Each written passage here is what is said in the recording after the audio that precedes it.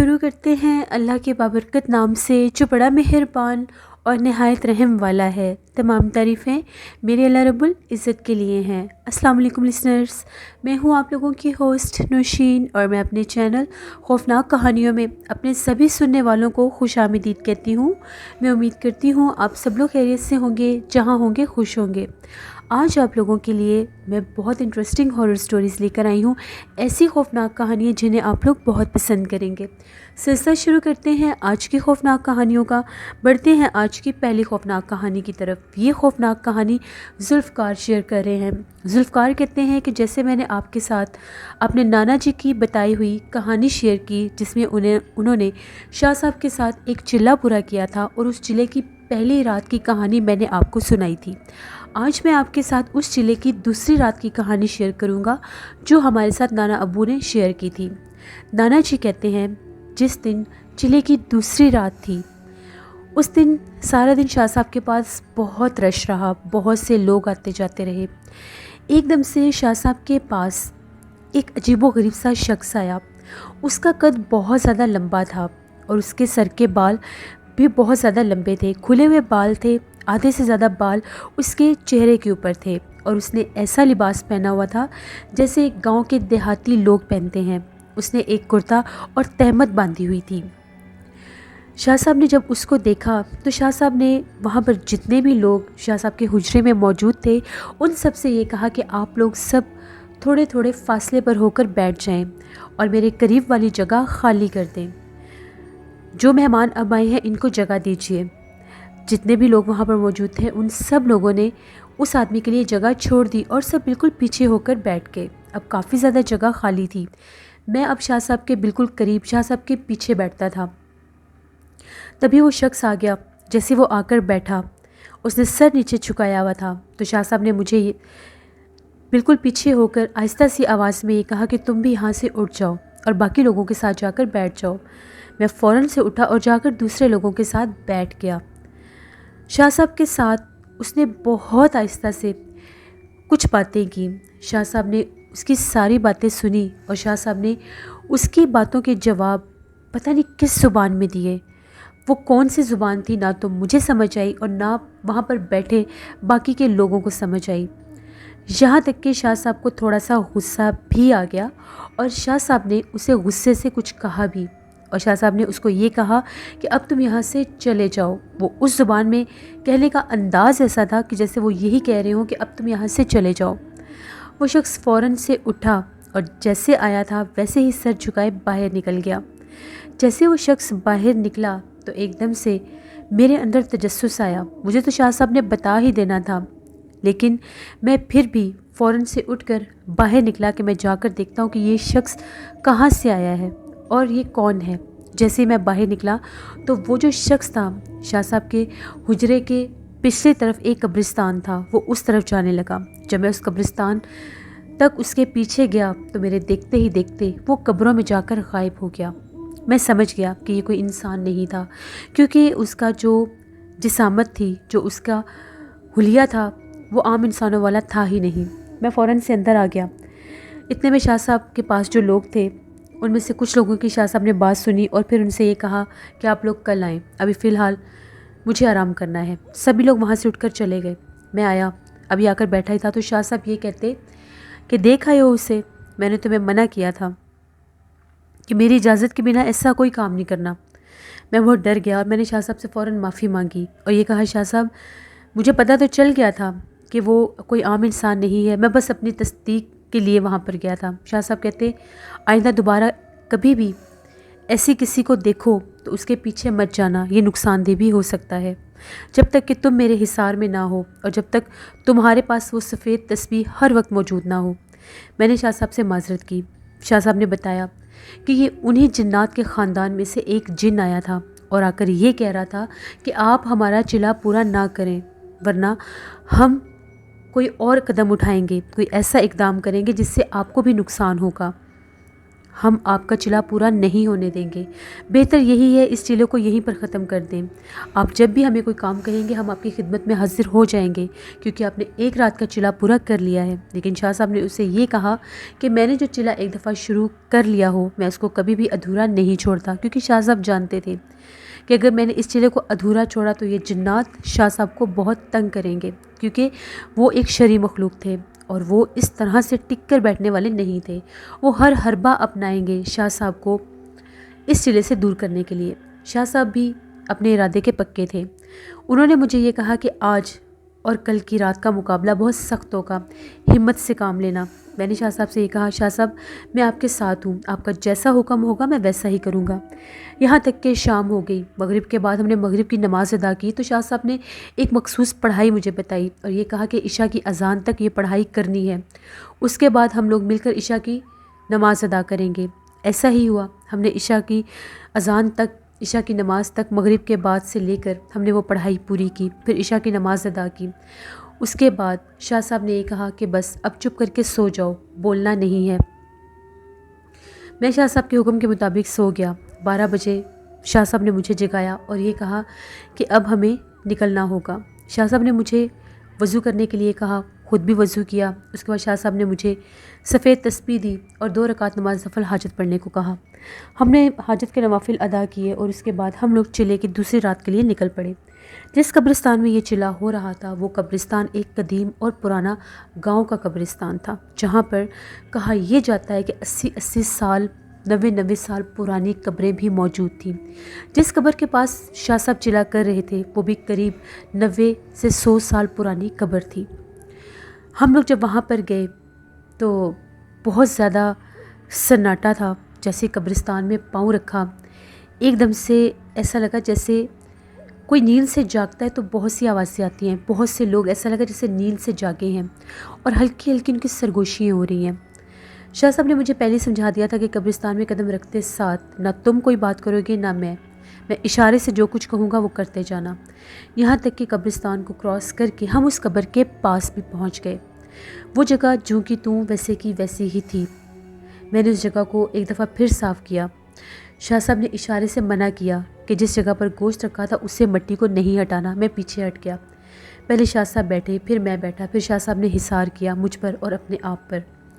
آج بھی ہم لوگوں کے ساتھ کچا گوشت تھا، لیکن آج ہم لوگوں کے ساتھ ایک بکرے کا گوشت تھا جس میں بکرے کے مختلف اعضاء تھے جو ثابت تھے، یعنی اس کے پیسز نہیں کیے ہوئے تھے۔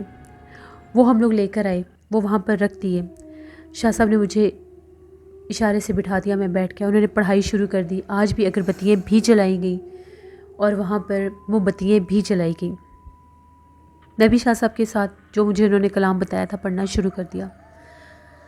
15-20 منٹ گزرے ہوں گے، ایک دم سے ایک بہت بڑا سا پرندہ اڑتا ہوا ہم لوگوں کے سر کے اوپر چکر کاٹنے لگ گیا اور عجیب آواز نکالنے لگ گیا۔ میں نے ایک دفعہ اس کی طرف دیکھا، مجھے سمجھ نہیں آ رہی تھی کہ یہ پرندہ کون سا ہے۔ تبھی 3 چکر کاٹنے کے بعد وہ پرندہ اس قبر کی منڈیر پر بیٹھ گیا۔ وہ ایک بہت بڑا الو تھا۔ وہ عجیب و غریب آوازیں نکال رہا تھا۔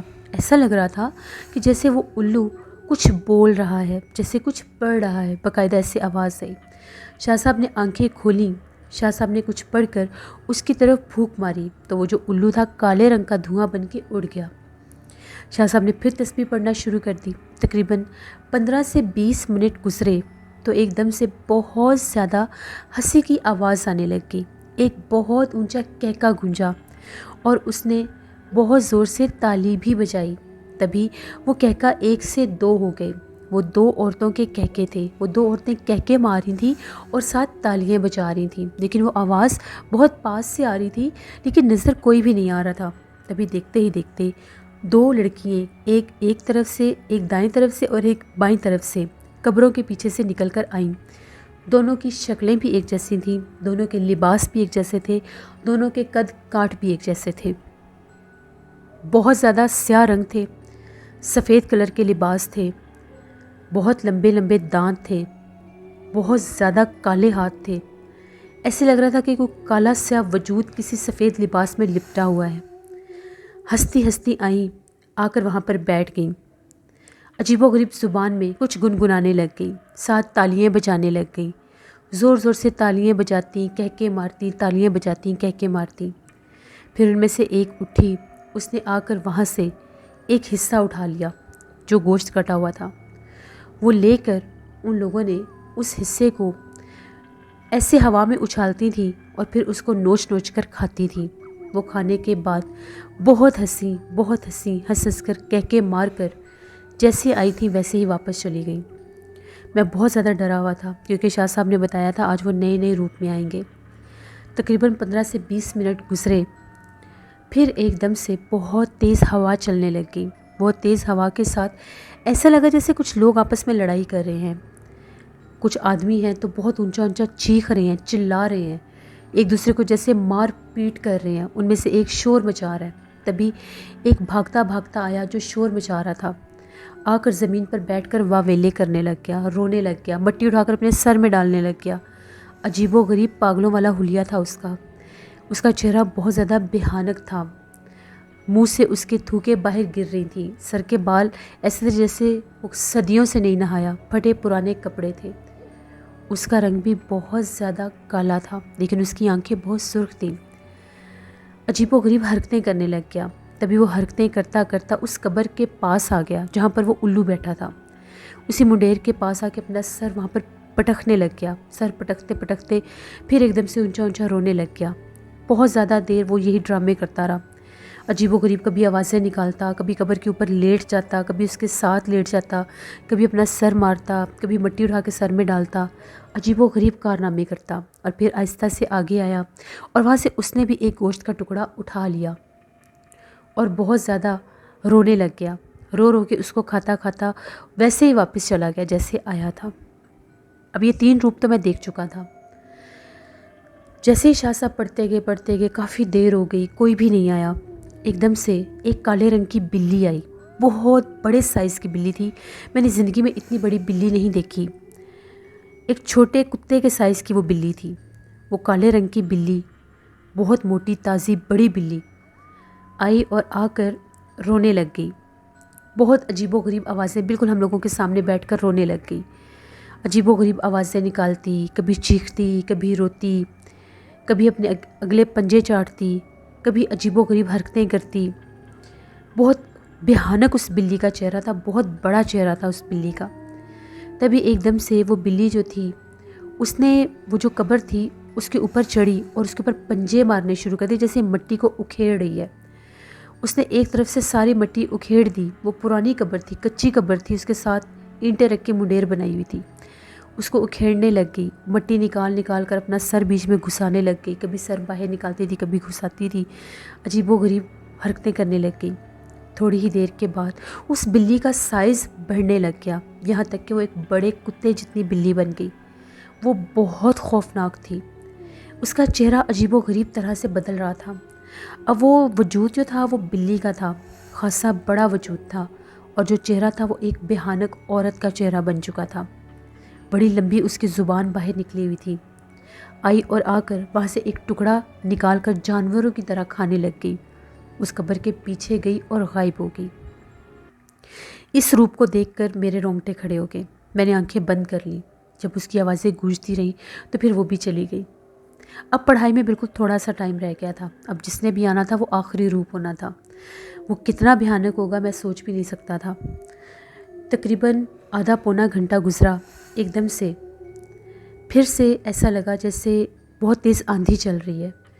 اتنی مٹی اڑی تھی، گول مٹی کا ہیولا ایک اڑتا اڑتا اڑتا جیسے ایک ٹوسٹر ہوتا ہے ہوا کا، وہ گھومتا گھومتا گھومتا وہاں پر آ کر رک گیا۔ ایسے لگا ایک دم مٹی نیچے گری ہے۔ اس کے بعد اس میں سے باقاعدہ ایک عجیب و غریب سا وجود نمودار ہوا۔ وہ بہت عجیب تھا، ایسے لگ رہا تھا جیسے آدھا زمین میں ہے آدھا زمین کے باہر۔ سمجھ نہیں آ رہی تھی کہ پوری عورت ہے یا پورا مرد۔ اس کا عجیب و غریب ہی حلیہ تھا۔ ہاتھ بہت بڑے بڑے، بہت بھیانک ہاتھ تھے۔ آدھا جسم زمین میں تھا، آدھا جسم زمین کے باہر تھا، پھر آدھا دھڑ بھی زمین کے اندر جانے لگ گیا، صرف اگلے بازو اور چہرہ باہر رہ گیا۔ بہت خوفناک چہرہ تھا، بہت بڑی بڑی آنکھیں تھیں۔ ایک دم سے اس کا ہاتھ بہت لمبا ہو گیا۔ اس نے کوئی آواز نہیں نکالی۔ جو بکرے کا باقی حصہ رہ گیا تھا، اس کا سر رہ گیا تھا، اس نے وہ سر لیا اور ایک دم سے غائب ہو گیا، وہ مٹی دوبارہ سے ویسے ہی ہو گئی۔ اس کے بعد اتنا شور، بلیوں کے رونے کی آوازیں، گیدڑوں کے رونے کی آوازیں، اور وہاں پر کوئی بھی گوشت کا پیس باقی نہیں بچا تھا، سب وہ لوگ لے گئے، جس کا جو حصہ تھا وہ لے گئے۔ بہت زیادہ خوفناک وہ رات تھی، وہ خوفناک آوازیں گونجتی رہیں۔ اس کے آدھے گھنٹے تک شاہ صاحب پڑھائی کرتے رہے کہ مزید ہو سکتا ہے کچھ ہو، لیکن کچھ بھی نہیں ہوا۔ بس عجیب و غریب پرندے سر پر اڑتے رہے، کافی دیر تک اڑتے رہے، آوازیں نکالتے رہے اتنی رات کو۔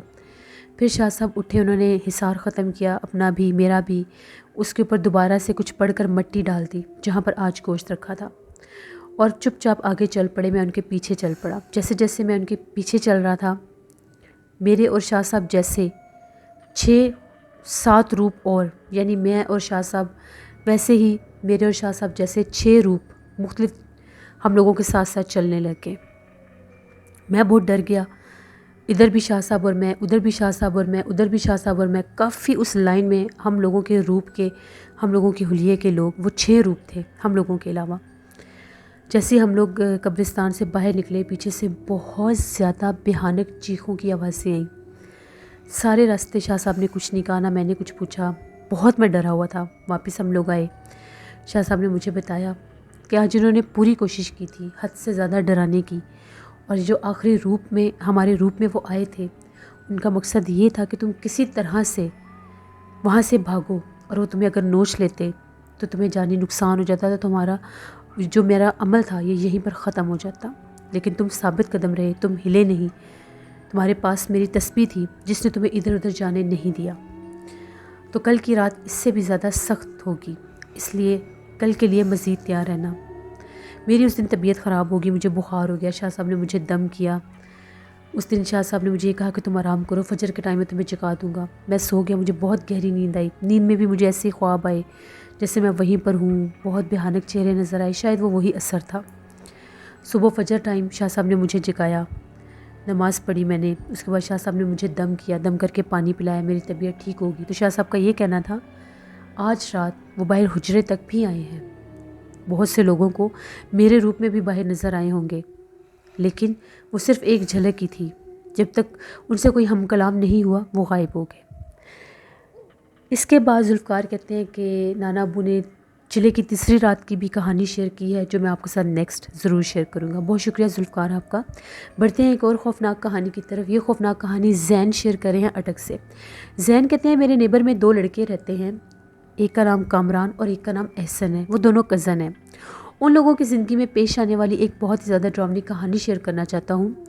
ان لوگوں نے اپنی ایک کہانی میں ساتھ شیئر کی ہے۔ ان لوگوں کا یہ کہنا ہے آج سے 5-6 ماہ پہلے کی بات ہے، ہم لوگوں کو کوئی کام تھا، تو ہم لوگوں نے جہاں سے ابھی اسلام آباد سٹارٹ ہوتا ہے ٹیکسلا والی سائڈ پر کچھ گاؤں کا حصہ تھا، ہم لوگوں کو وہاں پر جانا تھا۔ ہم لوگوں نے گھر والوں سے اجازت لی، تو گھر والوں کا یہ کہنا تھا کہ تم لوگ کسی ٹرانسپورٹ کے ذریعے چلے جاؤ، بائک پر اتنا لمبا سفر نہ کرو، کوئی بھی پرابلم ہو سکتی ہے، سنسان راستے ہیں، سنسان علاقے ہیں، اللہ نہ کرے کوئی ایکسیڈنٹ یا کوئی بائک پنکچر ہو جاتا ہے، خراب ہو جاتا ہے، تو تم لوگ یہ رسک نہ لو۔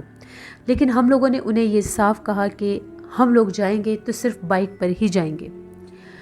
گھر والوں نے اجازت دے دی اور ہم لوگ وہاں پر پہنچ گئے۔ وہاں سے جب ہم لوگوں نے ابھی اپنا کام وغیرہ کر لیا، واپسی پر ہم لوگ جس راستے سے آ رہے تھے تقریباً شام ہو چکی تھی، ابھی مغرب ہونے والی تھی۔ تو ایک دم سے ارسلان نے مجھے یہ کہا کہ احسن اب میں تھک گیا ہوں، اب تھوڑی دیر کے لیے بائک تم چلا لو۔ میں نے اسے یہ کہا کہ ٹھیک ہے میں بائک چلا لیتا ہوں۔ جیسے میں نے بائک سنبھالا تو میں نے بائک کو چلانا شروع کیا، بائک سٹارٹ ہی نہیں ہوا۔ بڑی کوشش کی کہ بائک سٹارٹ ہو جائے، راستہ بھی سنسان تھا، کوئی بھی نہیں تھا وہاں پر، کوئی آنے جانے والا بھی نہیں تھا۔ تو کامران نے مجھے یہ کہا کہ ہٹو تم سے نہیں چلے گا، میں ہی چلاتا ہوں۔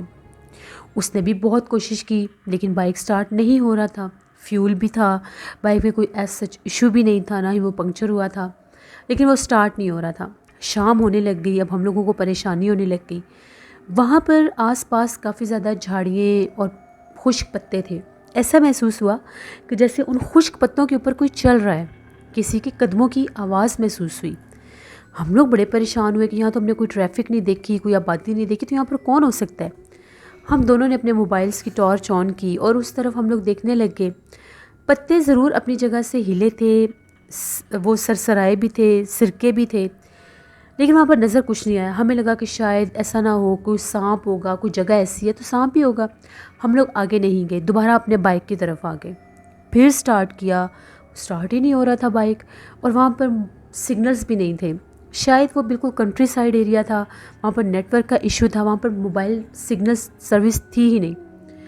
کافی ہم لوگ پریشان کہ اب ہم لوگ کیا کریں، رات ہونے والی ہے، سنسان جگہ ہے، آخر ہم لوگ کہاں سے مدد لیں؟ گھر والے تو ہمیں بہت ڈانٹیں گے اگر ہم لوگ زیادہ لیٹ ہو گئے تو۔ اتنے میں ہم لوگوں کو ایسا محسوس ہوا کہ جیسے انہی پتوں کی طرف سے جنگل کے حصے سے کوئی چلتا ہوا آ رہا ہے، کسی کے قدموں کی آہٹ ہمیں محسوس ہوئی۔ ٹارچ تو ہم لوگوں نے آن کی ہوئی تھی۔ جیسے ہم لوگوں نے اس کی روشنی میں وہاں پر دیکھا تو ایک آدمی تھا۔ اس آدمی کی جب نظر ہم لوگوں پر پڑی تو ہم لوگوں کی طرف آنے لگ گیا۔ ہم لوگ بڑے سرپرائز ہوئے کہ اتنے اندھیرے میں، اتنے جنگل میں سے یہ کون آدمی ہے جو چلتا ہوا آ رہا ہے؟ جیسے وہ آدمی بالکل ہمارے قریب آیا، وہ آدمی دھواں بن کے غائب ہو گیا۔ وہ دھواں بن کے غائب ہوا تو جہاں سے وہ آدمی آتا دکھائی دے رہا تھا، وہاں سے سیم اسی حلیے کا ایک اور چلتا ہوا آ رہا تھا۔ یہ منظر دیکھنے کی دیر تھی، ہم لوگوں کا خوف کے مارے سر چکرایا، ہم لوگ وہیں پر گرے اور بے ہوش ہو گئے۔ پتہ نہیں کتنی دیر ہم لوگ بے ہوش رہے۔ ہم لوگوں کی آنکھ کھلی تو اندھیرا ہو چکا تھا، کافی زیادہ رات تھی۔ ابھی بھی جب آنکھ کھلی تو ہمارا سر چکرا رہا تھا۔ میں نے اپنے کزن کو جگایا کہ اٹھو۔ جیسے ہی ہم لوگ فوراً اٹھے، ہم لوگوں نے ٹائم دیکھا، ٹائم کافی زیادہ ہو چکا تھا، فل گھپ اندھیرا تھا۔ میں نے فوراً سے کامران کو جگایا، کامران جلدی جاگو۔ جب وہ جاگا، ابھی بھی ہم لوگوں کے سر چکرا رہے تھے۔ ہم لوگوں کو سب کچھ یاد تھا جو کچھ ہمارے ساتھ ہوا، کیسے ہم لوگوں نے اس آدمی کو دیکھا، وہ دھواں بنا، پھر ویسے ایک اور سامنے آ گیا۔ ہم لوگوں نے فوراً بائک سٹارٹ کیا، بائک سٹارٹ ہو گیا۔ اسی راستے سے اب ہم نے گزر کے جانا تھا کیونکہ اور تو کوئی راستہ تھا نہیں، سراؤنڈنگ میں وہ سارا جنگل اور سارے حصے تھے۔ جیسے ہی ہم لوگوں نے بائک سٹارٹ کیا، ہم لوگ وہاں سے جانے لگے تو ہم لوگوں کی نظر پڑی، وہ جتنا بھی وہ حصہ تھا سڑک کا، جتنا بھی سراؤنڈنگ میں حصہ تھا، وہاں پر بے تحاشا گدھے تھے۔ اتنے گدھے تھے کہ دونوں دائیں بائیں کے جو حصے تھے اس جنگل کے، وہ گدھوں سے بھرے ہوئے تھے۔ ہزاروں کی تعداد میں گدھے تھے۔ ہم لوگ بہت زیادہ ڈر گئے۔ جس طرف ہم لوگوں کا رخ آیا، ہم لوگ بائک بھگاتے گئے۔ آگے جب گئے تو آبادی شروع ہوگی، وہ ایک چھوٹا سا گاؤں تھا۔ وہاں پر پہنچے تو عشاء کا ٹائم ہو چکا تھا۔ عشاء کی نماز ادا کی بوضو ہو کے، گھبرائے ہوئے تھے بہت ہم لوگوں کی گھبراہٹ دیکھ کر۔ وہاں کے کچھ لوگوں نے پوچھا کہ بھئی کیا مسئلہ ہے، کون ہو تم لوگ، پہلے کبھی دیکھا نہیں ہے یہ وہ۔ انہیں سارا واقعہ بتایا کہ ہم لوگوں کے ساتھ یہ ہوا ہے، تو ان کا یہ کہنا تھا کہ جنگل کا وہ حصہ، وہ راستہ آج سیب زدہ ہے۔ شام ڈھلتے ہی وہاں پر کوئی بھی نہیں جاتا۔ وہاں پر اس حد تک جنات ہیں کہ وہ انسان کو زندہ چھوڑتے ہی نہیں ہیں۔ تم لوگوں کی بہت اچھی قسمت ہے کہ تم لوگ زندہ سلامت بچ گئے ہو۔ اگر کوئی اجنبی شخص گاؤں کے اس حصے کے شام کے ٹائم آئے تو یا تو وہ بے ہوش ملتا ہے یا اس کی لاش ملتی ہے۔ تم لوگ بہت خوش قسمت ہو کہ وہ جنات مزید تمہارے نزدیک نہیں آئے اور تم لوگ بے ہوش ہو گئے، اور جو گدھوں کے روپ میں ہزاروں کی تعداد پر تم نے گدھے دیکھے تھے وہ سب جنات تھے۔ ہم لوگ تو بہت ڈر گئے۔ ہم لوگ وہاں سے نکلے، اپنے گھر واپس پہنچے تو بہت دیر ہو چکی تھی۔